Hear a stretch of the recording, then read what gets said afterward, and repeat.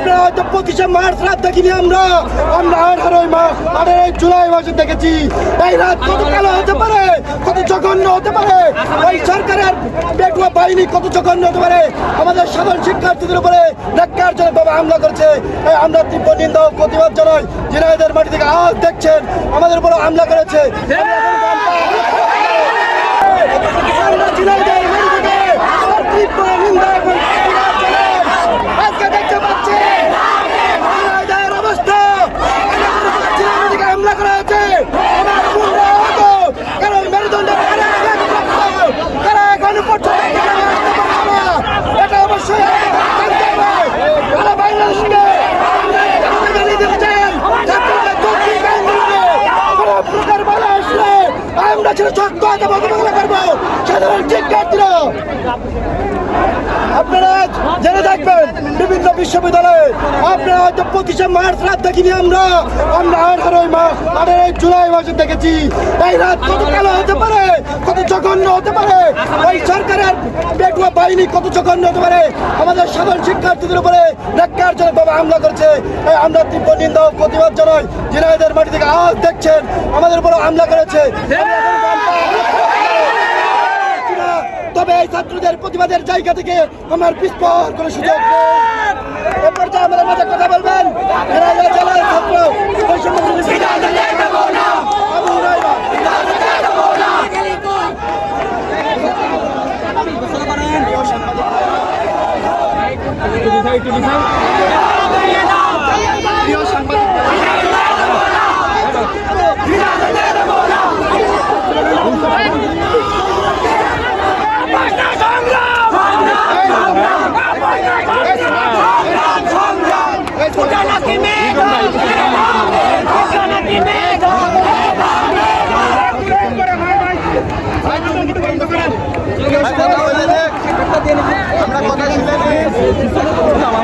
সাংবাদিক ভাইরা, আপনারা দেখছেন যে এই গোটা সংস্কার আন্দোলনের প্রেক্ষিতে সরকারের যে ঠাট্টা বিদ্রুপ এবং সরকার যে উপহাস বিদ্রুপ করছে আমাদের শিক্ষার্থীদের নিয়ে এবং গণহত্যা চালাচ্ছে এক প্রকার বিশ্ববিদ্যালয়ের হলগুলোতে, তারই প্রতিবাদে সারা দেশে উত্তর প্রতিটি জেলা উপজেলা প্রতিটি শিক্ষা প্রতিষ্ঠান সকল ছাত্ররা আজকে এই অন্যায় প্রতিবাদ করতে চাই। সরকার যে স্বাধীনতার চেতনার কথা বলে, মুক্তিযুদ্ধের চেতনার কথা বলে, সেই স্বাধীনতার চেতনা মুক্তিযুদ্ধের চেতনা আসলে কি, এটা আমি আজ দেশবাসীকে পরিষ্কার করতে চাই। তারা চেতনার মিথ্যা বয়ান জুড়ে সারা দেশের সাধারণ শিক্ষার্থীদেরকে তারা আজকে আক্রমণ করছে, হত্যা করছে। কেউ কোনো ন্যায্য দাবি তুলে ধরলে সরকার তার বিরুদ্ধে মুক্তিযুদ্ধ বিরোধী এবং স্বাধীনতা বিরোধী এই স্লোগান দিয়ে তাদেরকে ধ্বংস করছে। তো আমি আজকে স্বাধীনতার আমরা 1971 সালে লক্ষ লক্ষ শহীদের রক্তের বিনিময়ে যে স্বাধীনতা পেয়েছি, সেই স্বাধীনতা বাংলাদেশটি আসলে কেমন হবে, সেই বাংলাদেশের রূপ কেমন হবে, গতি প্রকৃতি কেমন হবে, সেটা কিন্তু আমাদের জাতীয় সংবিধানের মাধ্যমে সেটা নিশ্চিত করা হয়েছে। আমি আজকে আপনারা একটু ধৈর্য সহকারে শুনবেন। আমি জাতীয় সংবিধানের প্রস্তাবনা অংশটা পেশ করে এই সারা বাংলাদেশের জনগণ সহ বিশেষ করে আওয়ামী লীগকে এই স্বাধীনতার চেতনা আসলে কি সেই শিক্ষা আমি আজকে দিতে চাই। আপনারা একটু ধৈর্য সহকারে আমার বক্তব্যটুকু শুনবেন। বিসমিল্লাহির রহমানির রহিম। প্রস্তাবনা।